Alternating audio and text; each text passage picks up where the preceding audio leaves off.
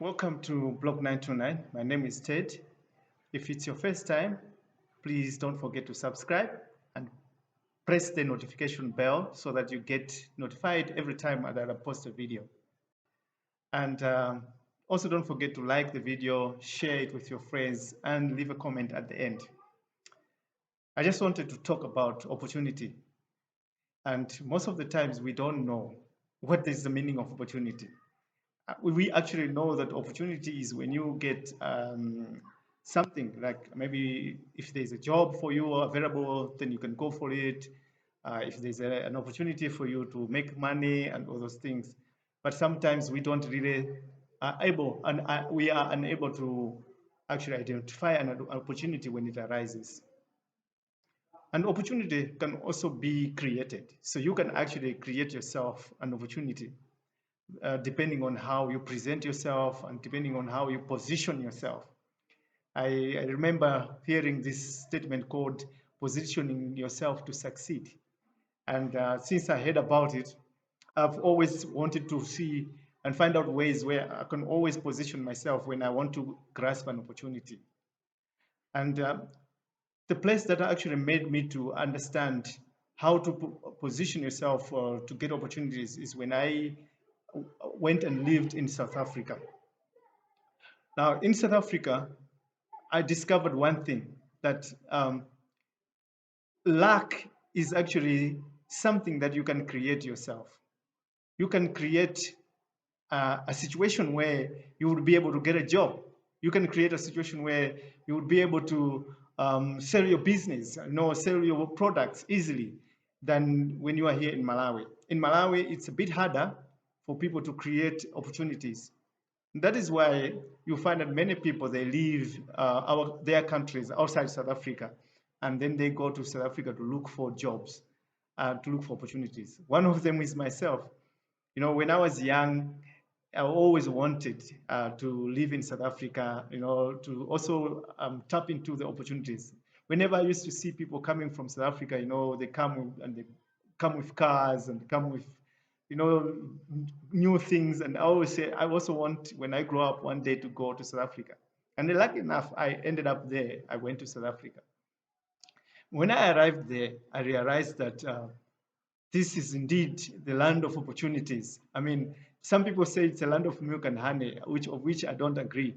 Um, it's a land of opportunities. And I don't blame people that leave their country to go to South Africa and look for jobs and to better their lives. When I lived in South Africa, what I realized is that most of the people, most of the South Africans, they don't really see these opportunities. They don't really see that their country has got a lot of opportunities. And I understand, looking at the background of the people, where they come from, where, you live in a situation where you were segregated, you were controlled how you express yourself, even to get jobs, there's some other jobs that you couldn't get, but still more. I was thinking that by now, many people would have now discovered that no, that was a thing of the past. Now we have a basket, and this basket is full of opportunities. And even though there are many hands in South Africa that would want to dip into that basket to get a piece of the opportunity, I also can also get an opportunity. I can also have a share of it. But many people don't realize that. And also another thing that I've realized that people are fed in their head with a lot of negativity, whereby there are people who are, I don't know who are these people, whether it's politicians or I don't know who they are. They feed the people with the knowledge that you are failing to get opportunity because there's a foreigner around that is taking your opportunity. In a way, they might be right, but also in another way, they are not right because the opportunities that are in South Africa, there are plenty. I promise you, how is it possible that somebody can leave Malawi today and then just go to South Africa and then tomorrow he's got a job? Like it happened with me. That one of the days that I was here, I started my business and I didn't have enough money. I wanted to go back to South Africa to go and, you know, raise a little bit of funds. I left Malawi, arrived in South Africa on Saturday. Sunday evening, I was looking into the newspaper for jobs. I saw a job being advertised. I sent my CV. Tuesday, they called me for an interview. And then they asked me, when can you start? I said, I can start as soon as possible. Wednesday, I started working. So just from Malawi straight into a job in South Africa. Okay, some people might say that I was taking somebody else's job, but in fact, I applied just like anybody else applied, and we were all called for interview, and I did well in the interview, and I got the job. So that's another picture I want to paint about South Africa, that it's a land of opportunities. And many people say there are no jobs. Yes, there is no jobs, but there are also jobs available for people to be able to grasp. So what for somebody in South Africa to easily get a job, they should understand that getting a job or creating opportunity or having an opportunity is not like, the opportunity is just going to present itself and then you just jump on it and you grab the opportunity and you go. No, you will have to make an effort to actually create this opportunity for yourself. I can give an example. I will tell you a little bit of a story of mine. While I was living in South Africa, um, um, I was waiting for my permanent residence. Now, because I was waiting for my permanent residence, I could not be able to work. But then I had to find a way of means of being able to feed my family. So I went to a certain factory to look for a job. And like enough, they took me there for the job. And I was working in the factory. I was the only foreigner. And also, I was the only black person there. Most of the people working in there, they were all colored people. So in this factory, my job was to help a guy who was operating a machine that folds boxes. So we'll be putting a cardboard in the machine, and the machine is going to be folding the cardboard into a box that is used to packing fruits. So in this company, they were packing fruits, different types of fruits, from apples, pears, peaches, and all those other fruits. So I was working on this machine with a guy called Fanny. So, I was like this foreigner, just an ordinary guy, the only black in the work in the factory. So, Fanny just, he underestimated my capabilities, I must say. So what would used to happen was Fanny um, will be operating the machine. So every now and then the machine gets stuck. He showed me how to remove the machine, the cardboard that is stuck in the machine. So we remove the cardboard and then he'll reset the machine and restart it. As time went by, I started thinking, when I get home, I said, I would like to understand how that machine works. So whenever the machine, Fanny wants to start the machine, I'll stand behind Fanny, and then Fanny will be operating, then I'll be looking at what he's doing. And as he was doing it over and over, I also started getting it. Now, Fanny, in this workshop, in this factory, there was a lot of ladies working with us, and they were guys and ladies, but majority were ladies there. So the ladies were standing on the line that was packing fruits. So every now and then when the machine is running, Fanny will leave it because it's on an automatic machine and keeps on running. Fanny will leave the machine and then it will go to the line to chat with the ladies. And then it will happen that the machine, stops because the cardboard is stuck. So I'll go and remove the cardboard, and then I go to the machine, I reset the machine and start it, and then the machine started. And Fanny looked at me and he saw that I was able to operate the machine. So for him, this was now an opportunity to say, okay, Ted now knows how to use the machine. It gives me the opportunity to just wander around the workshop and do whatever I want. Okay. So this is how a foreigner steals your job. So Fanny left me. I started operating the machine. Now, when sometimes it will happen that the machine, the factory is, the power supply is down. Maybe there's a short or something has happened. And then Fanny will just find an opportunity to go to the ladies and chat there.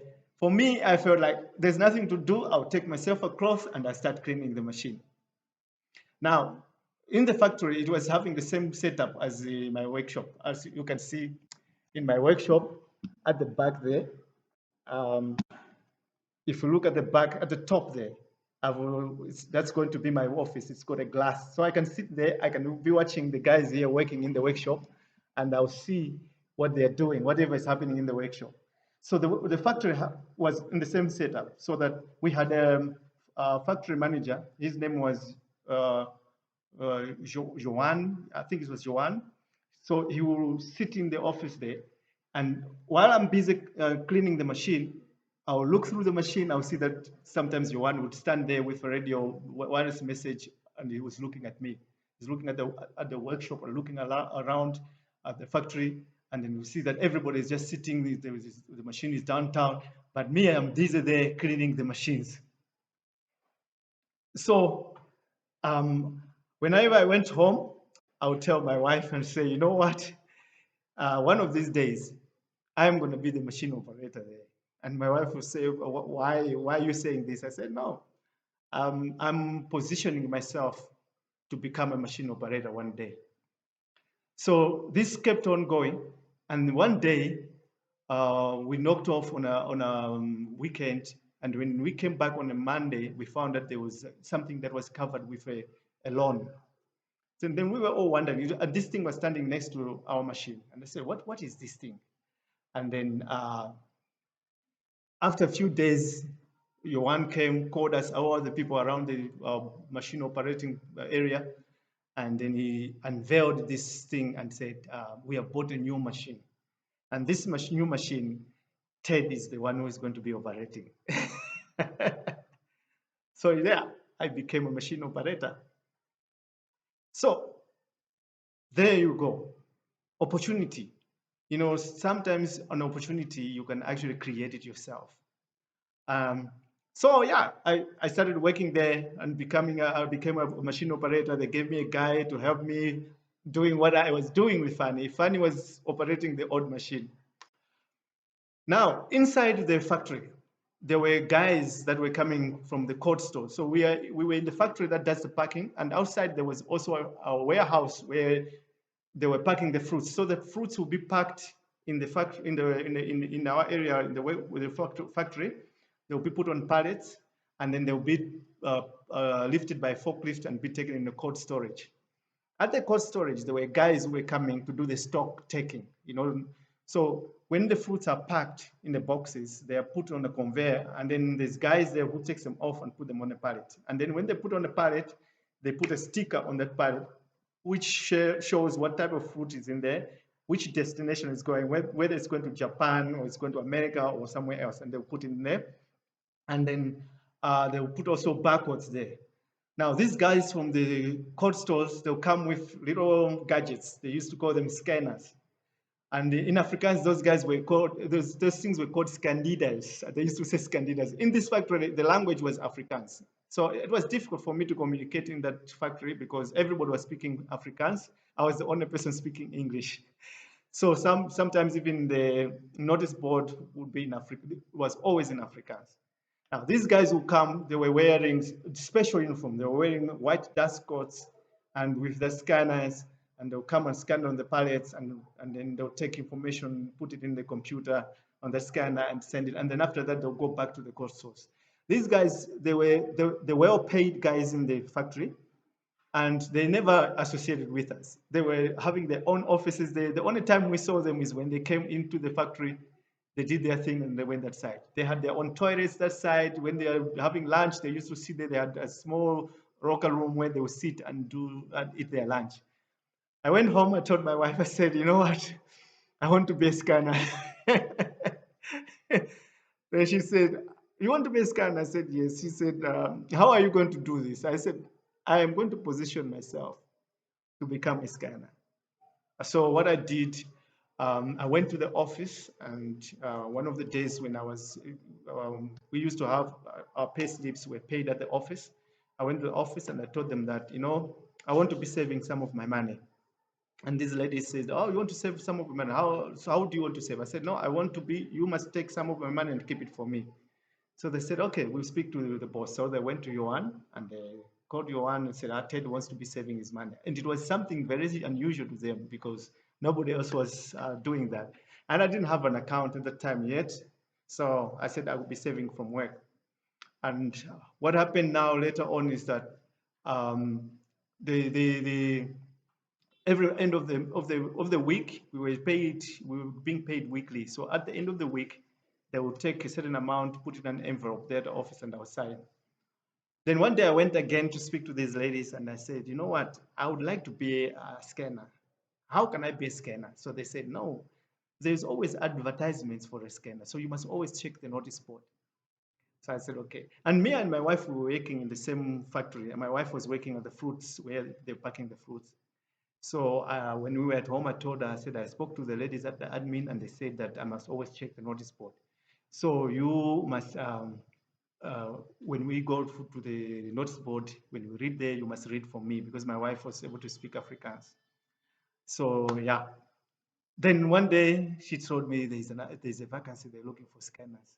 So I went to the admin office and I said, hey, I've seen you put the advert for scanners, so here I am. They said, oh, take the form here, fill the form. So I filled the form. They said, you just wait. Within a short weeks, they called me. They said, Ted, you have been selected to be one of the scanners. So you're going to Stellenbosch for training as a scanner. And there I was, working as a scanner at the company called Stellenbosch, earning good money. And it wasn't even 3 months, I bought myself a Honda Ballet. So one day they saw this Malawian coming driving a car, driving a Honda Ballet. I didn't even have a license, by the way. Yeah, so that's what I wanted to say, that South Africa has got a lot of opportunities. And many times, most of the people there, the young people, they fail to grasp these opportunities because they don't know how to, go about to get opportunities. If you are hardworking in South Africa, you will go anywhere. If you are passionate about what you're doing in South Africa, you will go anywhere. It's not like in our countries where now sometimes things go with nepotism and other stuff. So even if you perform well at the company, if you're not coming from the same village as the boss or the same town or same area, if they don't know you, you will never rise higher. You need to be known by somebody for you to move higher. But in South Africa, it was not like that. If you work hard, you show that you're passionate and you are always coming to work in time. Like there at Stellenbosch, what I used to do also, I mean, as a foreigner, I knew that I didn't come there to play around. So if they ask if there's anybody who wants to work on a Sunday, my hand was always up. So I used to go and work on a Sunday. I want to make overtime. And the Sundays was double overtime. So for me, I want to make money, but also for the bosses, they're seeing that this guy is really wanting to work. So yeah, that's how creating opportunities, you can create opportunities for yourself in South Africa. And sometimes you want to start a business, you need to make sure that you connect yourself with the right people. Well, they call it networking. So you network with the people, you can, okay, for another example I can give is that to create an opportunity for yourself, you can also go office to office and offer yourself to go and work for free. I see now that there's people marching in the streets in South Africa now, they're saying that foreigners are taking their jobs and then they're going to companies and they're making their bosses to promise that they're going to employ South Africans and all the stuff. But for me, I think that is not actually necessary for a young person who wants a job. I mean, you can easily go to a company. Let's say, for example, you want to be a salesman selling cars, Mercedes Benz in South Africa. You can one day just dress yourself nicely, put on a tie and go there and ask to see the manager.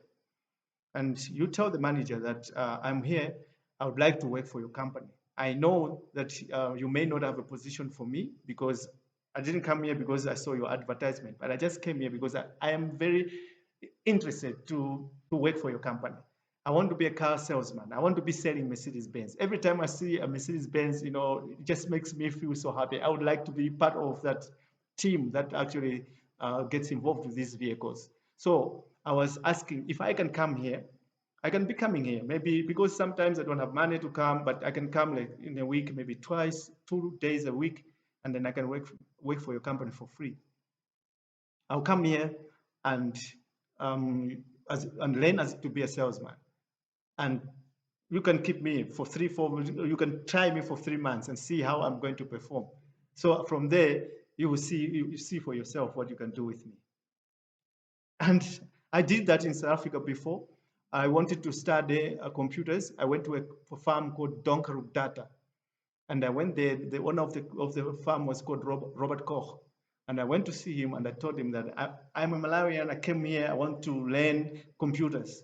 So I don't have money to pay for my school fees because that farm was also offering courses in computers. So I said, I'm willing to come in the morning to work, and during I'm willing to come and study in the morning. After lunch, then you can give me any job that you can give so that I work and then pay for my school. So they did give me that opportunity. Uh, I started studying. So in the morning, I will go on the computer in the class, learn. In the afternoon, and then I go and then do some work. And you know what? The job they were giving me, they took me to a guy. His name was Franz, because this farm was also designing software that was controlling irrigation. So this guy was having a room workshop where he was fixing computers. So as they said, I must be helping Franz in that computer room. So now Franz showed me how to dismantle a computer, how to clean, how to change the cards inside, you know, and it taught me how to, solder the parts on some of the SC boards that were being used to be put on the fields for irrigation. And then I was starting to learn about computer, and he showed me how he programs those things on for the irrigation and all those kind of things. And then when I finished the course, I wrote a test and I finished. They gave me a certificate. And the day that I got the certificate, Mr. Robert Koch called me to his office and said, Ted, we've seen that you are a very passionate guy. We want to keep you for some time. We don't have money to pay you for a long time, but you can stay here. We'll be paying you a salary now, and then you will be working with Franz in the workshop. There you go. I got myself a job. So, my fellow South Africans, you are hearing this from a guy who is a foreigner. And I'm showing you why most of these foreigners are able to get these opportunities. Because this is how they behave themselves when they go look for a job. They're willing, yes, many people are saying they're prepared to take the low wages. But I mean, if you're a South African, you don't have a job. I mean, you can start from the small beginnings, and you can go. Say, for example, I can give you another example. I worked for, when I finished working for Stellenpark, I eventually got myself my permanent residence. So I started looking for a job. And then at Stellenpark, I was paying good money, a lot of money, because we're working at the coast stores. Sometimes they call us to come at night, and so overtime. Sundays we work overtime. So my family, we were happy. We were comfortable getting good pay. At that time, I mean, it was I can't remember what year it was, but it's a while ago, maybe 1998, 98 somewhere there, 98, 99 somewhere there. So I was paying close to 1,000 rands a week. Now, a position came with Woolworths, and they were looking for people to work in their deli. So Woolworths was introducing the deli. I was one of the first people to work with Woolworths when they introduced the delis, and they used to call it interactive, something like interactive food, something like that. So the position came. They're looking for people to work in their delis, to be preparing food and selling to customers. I did my homework and I saw that Woolworths was a big company in South Africa. And I mean, the factory I was working for, it was just the factory. But Woolworths was a chain of stores and it's a big company. So I said, I want to be in Woolworths.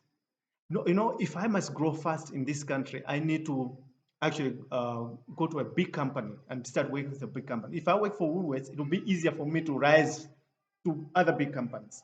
So I applied for this job. When I went for this job, um, I impressed them very much in the interview that they gave me a job.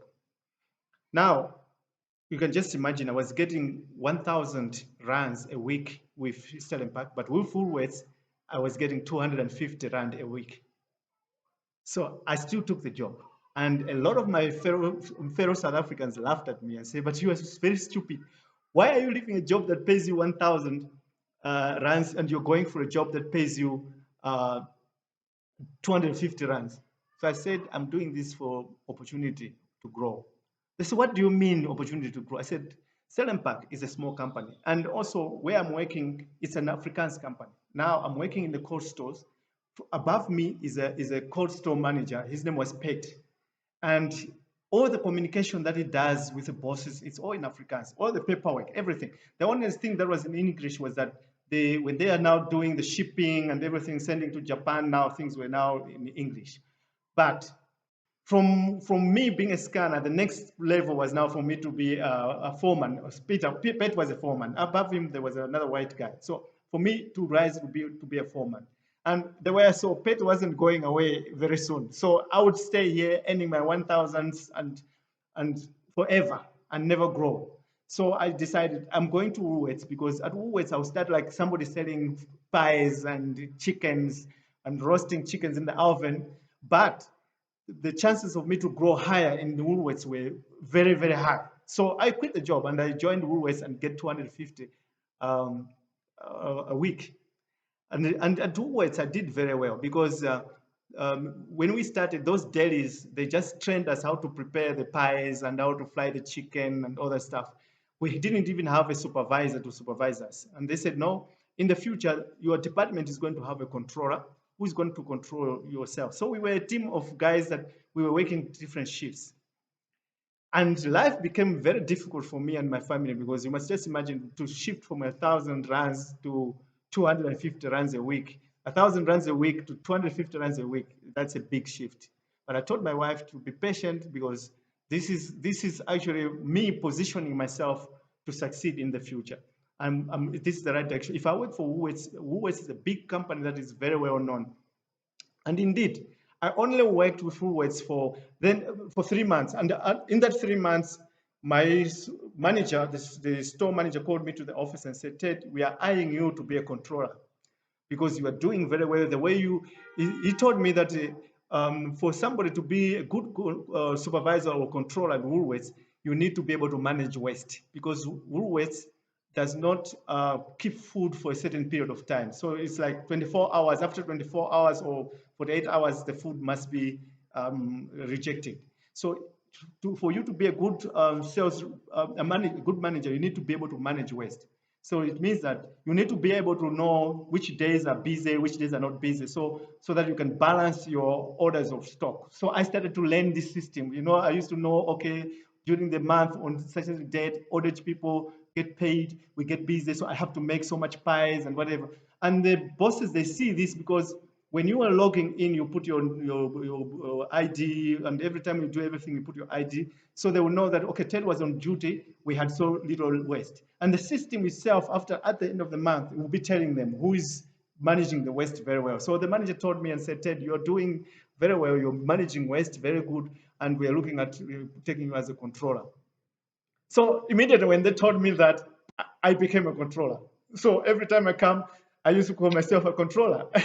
So after 3 months, Sun International started advertising for people. They wanted to employ, they were opening a casino, Grand West Casino. So they needed to employ supervisors.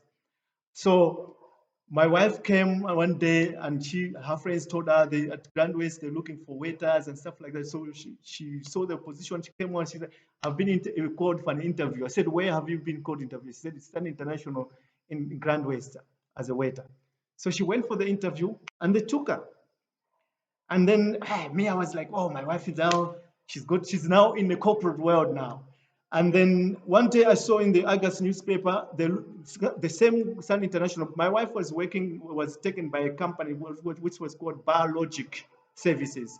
These people, they train waiters, they train barmen to work at the casino, but they were not working for Sun International. But me, I saw in the newspaper, Sun International itself was advertising for supervisors to work in the casino. They didn't look for experience. You needed to have standard 10. And at least if you had experience, it was an advantage, but they never worried. They just wanted you to have standard 10. So I applied, and I put there that I was a controller at Woolworths. So I was called for the interview. And guess what? When I was in the interview, there was two people interviewing me. There was a gentleman, an Indian man called Kati Padayachi, and then there was a woman called Colleen Rich. They were like managers in the casino. So when Colleen asked me, said, "So Ted, which company are you working for?" She said, "I see you working for Woolworths." I said, "Yes." She said, "Oh, how is it at Woolworths?" I said, "I like Woolworths because Woolworths is after quality and the environment is good." She says, "I know, I've worked for Woolworths before." There you go. I was employed, taken in Sun International to be trained as a supervisor just because I worked for a company called Woolworths. Positioning yourself to succeed. So now I moved from 250 to almost, it was like 4,000 rands somewhere there a month, 4,000, 5,000 rands a month. Can you just imagine? My life changed completely. So there we were, me and my wife working in the casino together. And there's more things that I can explain in my journey, how even in the casino itself, how I performed. And I'm going to continue this one day to explain to you how I performed in the casino to move on to become a shift manager. I was promoted from Grand West Casino, sent to Kimberley as a shift manager. Just imagine. I used to run the whole casino myself at night. Me and my friend Priscilla Lekarakal, we used to run the casino at night, making decisions for slots department, making decisions for tables department. So there I was, a Malawian who with a standard 10 came there looking for opportunity, positioned himself to succeed, and there I was, I got myself a good job. So yeah, what I'm trying to say is, young South Africans today, they are supposed to be able to know how to position themselves to get a better opportunity. You can start working for Mercedes-Benz, you can start working for Toyota as a cleaner, but in your head, you know yourself, you want to be a branch manager one day, and you will be a branch manager one day. If you really, you put your mind to it and you really believe, you will be a manager one day. So yes, thank you very much for watching this video. Don't forget to subscribe and share the video and leave a comment and suggest any other topics that you would like me to share. So I leave you there. Thank you.